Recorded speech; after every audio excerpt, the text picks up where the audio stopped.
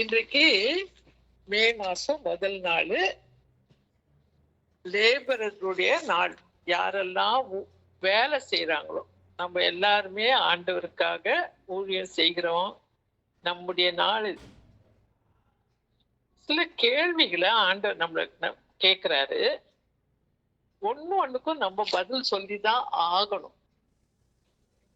ஒன்னும் கஷ்டமா இருக்க போறதில்ல. ரொம்ப சுலபமா எவ்வளவு எளிதாக்க முடியுமோ அவ்வளவு எளிதாக்கி இருக்கிறேன். நம்ம கொஞ்சம் நான் சொல்ற காரியங்களை கேட்டுட்டே வந்தோம் என்றால் நாமே நம்முடைய இருதயத்தோட பேசுவோம்.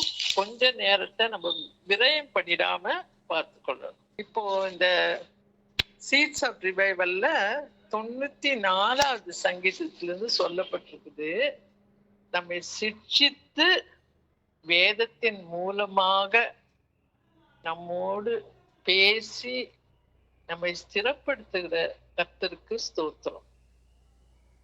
நம்மை சிட்சித்து என்று சொல்லப்படும் போது ஒவ்வொரு நாளும் ஆண்டவரே என்ன சிட்சையும் நம்ம கேட்க வேண்டியதில்லை. சிட்சை அவ்வளவு சுலபம் கிடையாது, மிக கடினமா கூட இருக்கும். எப்போ அந்த சிட்சை வருதுன்னா நம்ம எப்போ ஆண்டவர் சொல்லுகிற போதனைய கேட்க தவறுகிறோமோ அப்போதான் அந்த சிட்சை வரும்.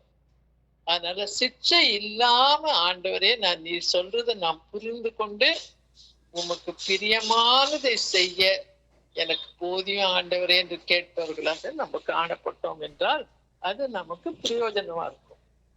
உலகத்துல நம்ம பார்க்கிறோம், நிறைய பேர் சிக்ஷிக்கப்படுறாங்க. அந்த சிக்ஷையில ஒண்ணு கேன்சரா கூட இருக்கும். நமக்கு ஏன் அந்த பாடு? ஆண்டவர் சொல்றதை கேட்டு அந்த வழியில நம்ம போனோம்னா போதுமே. ஆண்டவருக்கு பிரியமானதை செய்யணும் நம்ம. சரி, ஆண்டவர் கொடுக்கிற சவால் என்னன்னா, என் மகனே என் வார்த்தைகளை கேட்டு உணர்ந்து புதை பொருளை புரிந்து கொள். அப்போ ஆண்டவர் நம்மோட பேசும்போது நம்ம ஞானமா கேட்கணும். எதெல்லாம் பேசப்படுதோ எல்லாம் எனக்கு எனக்கு எனக்கு நம்ம யோசிக்காம ஆண்டவர் பேசும்போது அதுல இருக்க புதை பொருளை நம்ம புரிந்து கொள்ளும்படியான ஞானம் வேணும்னு நம்ம கேட்கணும். ரெண்டாவது என்னன்னா, ஆண்டவருக்கு என்று நேரத்தை ஒதுக்கணும். இன்றைக்கு காலையில நாம் எல்லாரும் நம்மள ஒருவராவது ஆண்டவருக்கு என்று நேரத்தை ஒதுக்கி ஒவ்வொரு நாளும் ஆண்டவர் பாதத்துல உட்கார்ந்து ஆண்டவரே சொல்லும். நமக்கு நேரம் இல்லை, எல்லாம் எனக்கு தெரியும், நானும் உங்க மாதிரி ஒரு மனுஷிதான். ஆனா அதுக்கு ஏற்றபடியாக நம்ம நேரத்தை ஒதுக்கி, ரொம்ப நேரம் இல்லாட்டணும், கொஞ்ச நேரம் தான் இருக்கு ஆண்டவரே, இந்த கொஞ்ச நேரத்துல எனக்கு உதவி செய்யும் கேட்கணும். அது ஆண்டவர் அதுல மகிழ்ச்சி அடைவார். நம்மளை கொடுமைப்படுத்துற ஆண்டவர் இல்லை. ஆண்டவருடைய ஞானத்தை கேளு, அப்பியாசி. இன்றைக்கு நீதிமொழிகள் 1 நான் பேசுறேன். ஆண்டவரிடம் ஞானத்தை கேள், அப்பியாசி. கர்த்தருக்கு பயப்படுதலே ஞானத்தின் ஆரம்பம். கர்த்தருக்கு பயப்படுதல்னா நம்ம ஐயோ பயந்து போய் ஒளிஞ்சுக்கிறேன். ஆதாம் ஏவாள் 2 பேரும் போய் பயந்து போய் ஒளிஞ்சிட்டாங்கல்ல, அப்படி இல்லை. ஆண்டவருக்கு கொடுக்க வேண்டிய மரியாதையை கொடுக்கணும். இதுதான் ஆண்டவருக்கு பிரியம், இதை செய்வேன். இது ஆண்டவருக்கு பிடிக்காது, செய்ய மாட்டேன் என்ற முடிவு நம்ம இருதயத்துல இருக்கணும். ஆண்டவரே சாரி, நான் தப்பா செஞ்சுட்டேன், தெரியாம செஞ்சுட்டேன், அது ஆண்டவர் ஏத்துக்கிறதுக்கு தயாரா இல்லை. ஏன்னா நம்மலாம் ஆண்டவருடைய பிள்ளைங்க, ஆண்டவருக்குள்ள ஞான ஸ்நானம் பெற்றவர்கள், பரிசுத்த ஆவியானவருடைய அபிஷேகத்தை பெற்றவர்கள். நம்ம சும்மா சாரி சாரின்னு சொல்லிட்டு நம்மையும் ஏமாத்திட்டு ஆண்டவரையும் ஏமாத்துறோம்னு யோசிச்சுட்டு இருக்குது ஆண்டவர் பார்வையில சரியில்லை. இப்ப நீ மூடனா, ஒருத்தரையும் ஆண்டவர் மூடனா பறக்க வைக்கல. நம்ம ஆண்டவர் சொல்றத கேட்கறதுக்கு பிரியம் இல்லாம அது கேட்காம இருந்தா எனக்கு லாபம் அப்படின்ற ஒரு மூடத்தன்மையான எண்ணத்துல இருக்கிறதுனால அப்பதான் நம்ம ஞானத்தையும் போதகத்தையும் அசட்டை செய்வோம். இப்ப ஒண்ணு மேல ரொம்ப ஆசக்தின்னு வச்சுக்கோங்களேன். ஒரு பொண்ணை என் குடும்பத்துக்கு எடுக்கணும், இந்த பொண்ணு ரொம்ப அழகா இருக்குது, நிறைய சம்பாதிக்குது, அது ஆண்டவருக்குள்ள வரல, ஆனா வந்துடும், நாங்க அந்த பிள்ளைய மாத்திரும் அப்படின்னு யோசிக்கிறது ரொம்ப மூடத்தன்மை. ஏன்னா வேதத்துல என்ன இருக்குன்னு நமக்கு நிச்சயமா தெரியும். அதே மாதிரி ஒரு பையன் இருக்கிறான், அதே மாதிரி அவன் மாறிடுவான் அப்படின்னு நினைச்சு அவனை நம்ம குடும்பத்துல சேர்த்துட்டோம்னா மீதி எல்லாமே பொருந்தி இருக்கும். ஆனா இந்த இந்த ஒரு காரியத்துல அவன் ஆண்டவருடைய பிள்ளையா இல்லைன்னா என்னதான் குவாலிபிகேஷன் இருந்தாலும், அவனுக்கு எவ்வளவுதான் சம்பாதிக்கிறவன் சொத்து சுகம் இருந்தாலும், என்னதான் அழகு ஐஸ்வர்யம் இருந்தாலும், அது ஆண்டவருக்கு சித்தம் இல்லைன்னா நம்ம மூட ஞானத்தையும் போதகத்தையும் அசட்டை செய்வார்கள்.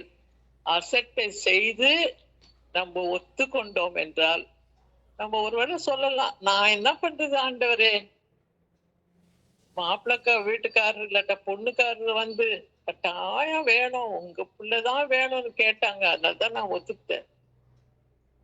ஆண்டவர் ஒத்துக்கார யோசிப்பார். பல நேரத்துல ஆண்டவர் சும்மா இருக்கலாம், அப்பப்போ அவர் பனிஷ் பண்ணோன்றது அவர் நம்ம போட்ட ரூல் இல்லை, அவருடைய சித்தம் தான். அவருக்கு வேணும்னு தான் நம்மளை பனிஷ் பண்ணுவாரு, இல்லாட்டா பேசாம இருப்பாரு. ஆனா நம்ம செய்த காரியமே நமக்கு பனிஷ்மெண்ட் உண்டாக்கும்.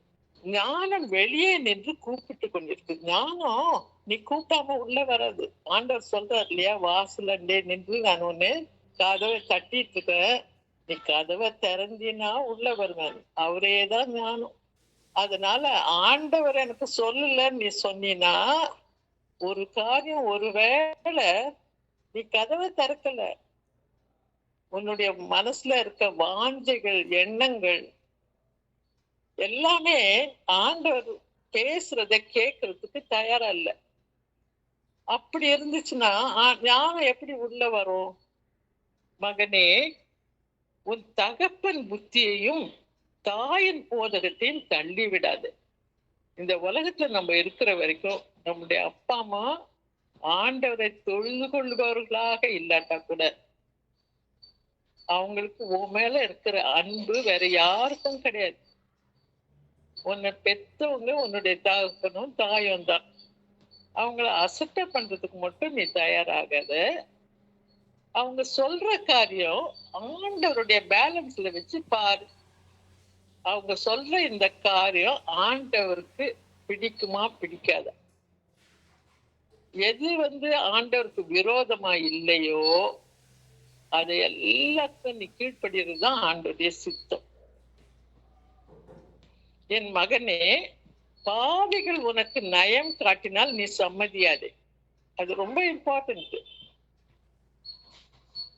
நீ ஒரு வீக்கு மகளா இருக்கலாம், இல்ல மகனா இருக்கலாம். பாவிகள், அந்த பாவிகள் எப்படி தெரியும்? அவங்க வாழ்க்கை முறையில தான் நமக்கு தெரியும். நான் யோசிச்சுட்டு இருந்தேன் இவங்க ஆண்டோடைய பிள்ளைன்னு, ஆனா இவங்க ஆண்டோடைய பிள்ளை மாதிரி நடந்துக்கலையே, அப்பேற்பட்டவங்க தான் பாவிகள் என்று ஆண்டவர் சொல்லுகிறார். அவங்க உனக்கு நயம் காட்டுறாங்கன்னு வச்சுக்கோ, என்னோட இரு, என்னோட வாழு, நான் உனக்கு இது தரேன் அது தரேன், நம்ம ரெண்டு பேரும் நல்லா சந்தோஷமா இந்த உலகத்துல ஜீவிக்கலாம், எது சொன்னாலும் நயம் காட்டினால் நீ சம்மதியாது. என் மகனே, பாவிகள் உனக்கு நயம் காட்டினால் நீ சம்மதியாதே. அவர்கள் உனக்கு நயம் காட்டினாலும் அவர்கள் பாதையை உன்னை விட்டு விலக்கிவிடும். எப்படியாவது அங்கிருந்து தள்ளி போறதுக்கு எவ்வளவு சீக்கிரம் முடியுமோ போயிடு. அது ஒரு ரன்னிங் ரேஸ் மாதிரி யோசித்துக்கோ. அவங்க நயம் காட்டினாலும் நயம் காட்டலனாலும் பாவிகளோட ஃப்ரெண்டா இருக்க கூடாது. பாவிகளை விட்டு தூரத்துல ஓடுகிறவளாக நீ காணப்படும். அப்படி நீ செய்யலன்னா அதன் விளைவுகளை பின்னால பார்க்கலாம். நமக்கு நேரம் இருக்குதுன்னு நம்புறேன். பட்சியை பாரு, ஒரு பட்சியை பாரு, அதுல இருந்து கத்துக்கோ. எந்த பட்சியானாலும் அதன் கண்களுக்கு முன்பாக வலை விரிப்பது விருதா. அது என்ன பட்சியா இருந்தாலும் அது நேரம் அந்த வலைய பார்த்து, இந்த வலை இந்த மனுஷி விரிச்சிருக்கிறா, நம்முடைய கண்ணை பார்த்தே அந்த பட்சி தெரிஞ்சுக்கும். சின்ன குருவியா இருக்கலாம், அதுக்கு கூட, எறும்புக்கு கூட புத்தி இருக்குது. நம்முடைய ரியாக்ஷனை பார்த்து அதுங்க விட்டு ஓடிடும். அதுக்கு தெரிஞ்சிச்சுன்னா அது வெறும் சாப்பாடுன்னு நினைச்சிட்டு போய் சாப்பிட்டுதான் மாட்டுதே தவிர, ஓ எண்ணத்தை அது உன்னை பார்த்தே புரிஞ்சிட்டு அந்த பக்கமே வராது. எந்த பட்சியானாலும் புத்தி இல்லாத பட்சியே இல்லை. அப்படி இருக்கும்போது நீ ஏன் உனக்கு புத்தி இல்லைன்னு யோசிக்கிற? ஒரு பட்சி கூட புத்தி இல்லாம இருக்கும்போது உன்னையே ஆண்டவர் புத்தி இல்லாம படிக்கணும். இவர்களே தங்கள் பிராணனுக்கே ஒளி வைத்திருக்கிறார்கள். என் கடிந்து கொள்ளுதலுக்கு திரும்புங்கள், என் ஆவியை உங்களுக்கு அருளுவேன். ஆண்டவர் சொல்றாரு, நீ கேட்க மாட்டேன்ற, உனக்கு கடிந்து கொள்ளுகிறார். அப்பவாது உனக்கு புத்தி வந்து நீ திரும்பணும். அப்படி நீ திரும்பினா என் ஆவியை உங்களுக்கு அருளுவேன், என் வார்த்தைகளை உங்களுக்கு அறிவிப்பேன். நிச்சயமா என் ஆவியை உனக்கு கொடுத்து என் வார்த்தை, ஆவி இருந்தாதான் நம்ம புரிந்து கொள்வோம். இல்லாட்டா நம்முடைய ஆவி வந்து தவறாய் போனது, பாவம் நிறைந்தது. அவருடைய ஆவியை உனக்கு கொடுத்து அவருடைய வார்த்தைகளை உனக்கு அறிவிப்பேன். நான் கூப்பிடுகிறேன், கேளுங்கள், என் கைகள் நீட்டப்பட்டே இருக்கின்றன. அதை கவனி, யோசித்து பாருங்களேன். ஆண்டவர் நம்ம கூப்பிட்டுட்டே இருக்கிறாரு. நம்ம இந்த முறையிலதான் ஆண்டவர் கூப்பிடணும்னு யோசிக்க கூடாது. அவர் எந்த முறையிலயும் நம்மளை கூப்பிட முடியும். அவருடைய கைகள் குறுக்கவே இல்லை, கைகள் நீட்டப்பட்டே இருக்கின்றன. ஆலோசனைகள் எல்லாம் தள்ளி என் கடிந்து வெறுத்தால் உங்கள் ஆபத்து காலத்தில் நீங்கள் பயப்படும் போது என்ன செய்ய வேண்டும்? என் ஆலோசனைகள் எல்லாம் நீ தள்ளிட்ட, நான் கடிந்து கொள்ளும் போது கூட நீ வெறுத்துற. அப்போ ஆபத்து காலத்துல நீ ஆண்டவரை கூப்பிடும் போது, ஆபத்து காலத்துல நீ பயப்படும் போது நீ என்ன செய்ய முடியும்? அப்போ ஆண்டவரே, இஷ்டமானது நான் செய்வேன், என் ஆபத்து காலத்துல உங்க கூப்பிடுவேன், உடனே நீ ஓடியாண்டே எனக்கு உதவி செய்யணும் நம்ம சொல்ல முடியுமா? அது ஆண்டவராச்சே, அவர் சித்தம் தானே நம்ம செய்யணும். உன் ஆபத்து காலத்தில் நான் நகைத்து நீ பயப்படும் காரியம் வரும்போதோ நான் ஆகடியம் செய்ய வேணுமோ? அவர் கேட்கிறாரு, நீ பயப்படும் காரியம் வரும்போது நான் உன்னை பார்த்து உன்னை கேலி செய்யணுமா? அப்போது அவர்களுக்கு பதில் சொல்லேன்னு. நான் பேசாம குயத்தா இருப்பேன். ஏன்னா நான் பேசும்போது நீ குயத்தா இருந்தியே, ஏத்துக்க இஷ்டம் இல்லை, அதுபடி செய்ய இஷ்டம் இல்லை. இப்போ உனக்கு ஐயோ சாமி எனக்கு பயமா இருக்கே, பயமா. இப்ப யோசிச்சு பாருங்களேன், ஒரு பெரிய போர் வருது, யுத்தம் வருது, எவ்வளவு பயம் இருக்கும் யோசிச்சு பாரு. உங்களுக்கு உயிரை காப்பாற்றணும்னு ஓடுவோம், வெயிலானாலும் மழைனாலும் எங்கேயாவது போய் மறைஞ்சிக்கிறேன்னு ஓடுவோம். அந்த சமயத்துல நீ ஆண்டவரை கூப்பிடும் போது உனக்கு பதில் சொல்லேன்.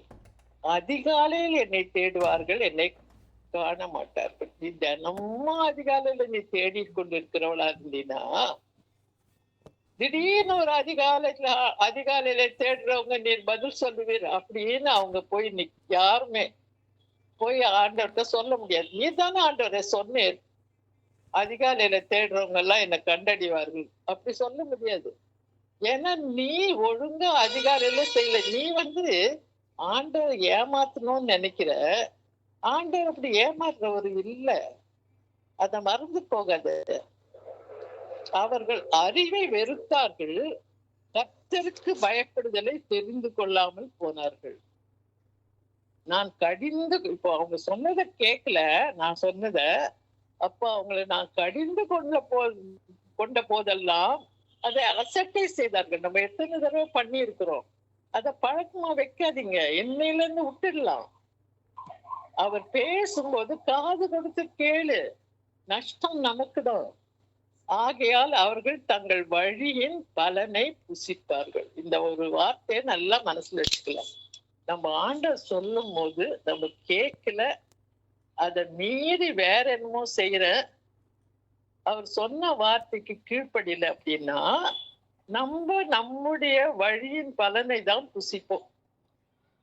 நீ அதை சூஸ் பண்ண, நீ அதை தேர்ந்தெடுத்து கொண்ட, அதனால நீ அதோட பலனை தான் நீ புசிக்கணும். நான் கசப்பான பழத்தை சாப்பிடுறேன், ஆனா அது என் வாய்க்கு இனிப்பா இருக்கணும் நம்ம கேட்க முடியுமா? யோசிப்பார். நீ எந்த வழியை நீ தேர்ந்தெடுக்கிறியோ அந்த வழியினுடைய பலன் தான் உனக்கு வரும்.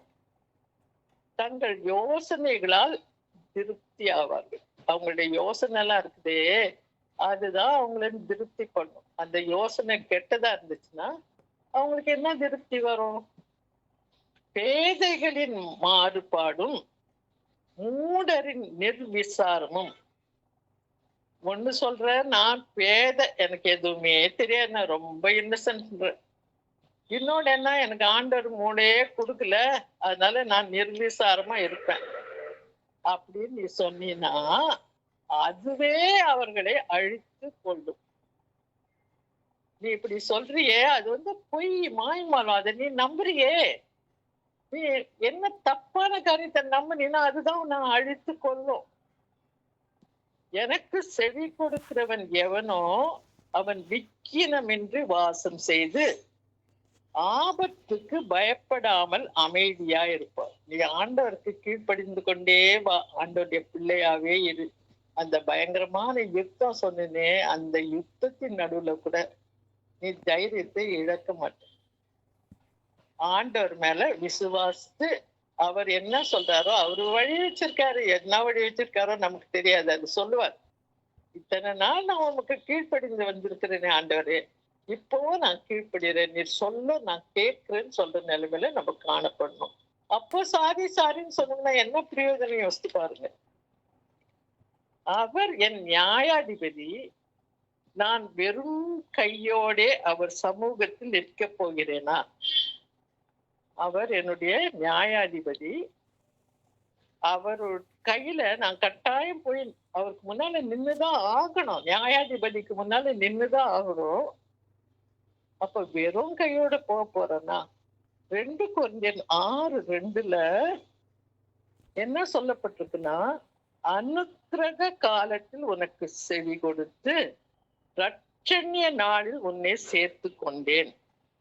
இப்போதே அனுக்கிரக காலம், இப்போதே ரட்சணிய நாள். இன்றைக்கு இந்த நிமிஷம் இதை நம்ம யோசிச்சோம்னா, நம்ம நிச்சயமா ஏதாவது தப்பு இருந்தா, பாவம் இருந்தா, கர்த்தாவே நான் அந்த பாவத்தை செஞ்சிட்டு இருக்கிறேன், எனக்கு இன்றைக்கு பேசுறீர் கர்த்தாவே, இன்றைக்கே அனுகிரக நாள், இப்போதே ரட்சண நாள் சொல்லுகிறீரப்பா, என்னை மன்னியும் கர்த்தாவே, உங்களுடைய பிள்ளையா மாற்றிக்கொள்ளும் என்று நம்ம சொல்லுவோம்.